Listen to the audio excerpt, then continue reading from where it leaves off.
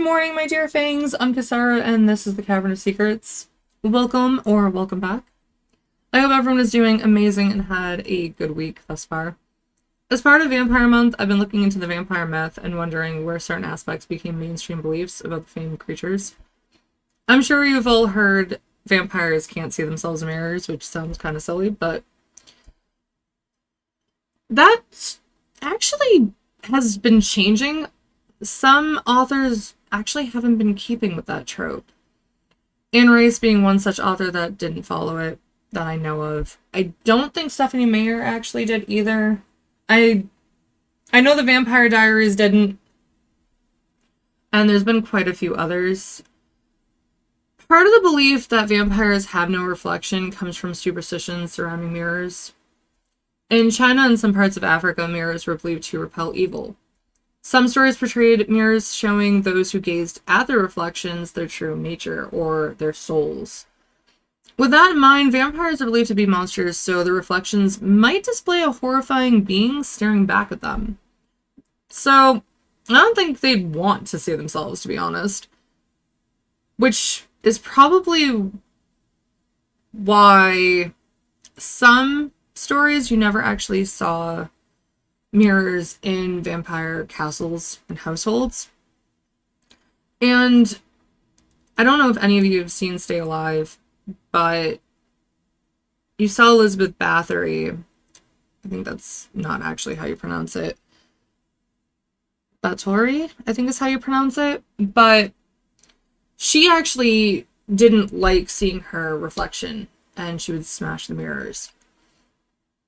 Probably didn't like what she was seeing, staring back at her. I don't know if it's true to the actual story of Bathory, but at least it was for the movie. Bram Stoker's Dracula is the first to mention vampires lacking reflections. The other reason for the popular belief that vampires have no reflection comes from history. Many fine mirrors were made with silver.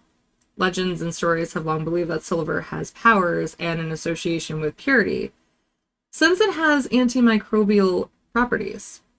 The purity of the metal is what hurts corrupt beings like vampires or werewolves, and explains why they don't show up in photos, since they were developed in chemicals that contained silver during those time periods.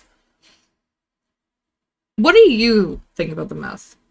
Do you think vampires should have reflections, since they do have a form, a human form? What vampire myths have you heard or read that you think I should probably look into for this? Most of the legends I've read, they never discuss reflections, so I wasn't quite aware of it, to be honest. And I did read Bram Stoker's Dracula, which I don't like. I actually hate that story. I don't even like the movies. I'll explain that next week. I'm going to delve very far into why I don't like it. And it's probably going to be a long video because I'm going to tie in the real Vlad Dracula story and kind of debunk some of the myths surrounding him and what the people of Romania think of him, because, well, that's where he was from. It was specifically Wallachia of Romania. But leave everything, your thoughts in the comments below. I do read them, and I will interact. If you found this video interesting, click that like and subscribe to show your support. If you didn't like it, let me know what I can do to improve. I'm always looking to improve and make things better and more interesting for all of you.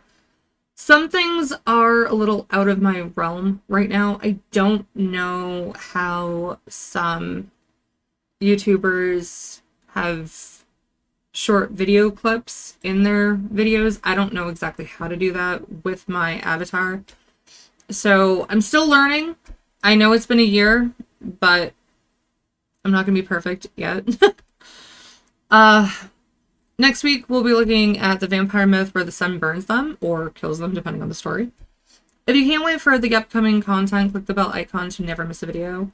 Thank you so much for watching. I hope everyone has a great weekend. Take care until next time. Bye, everyone.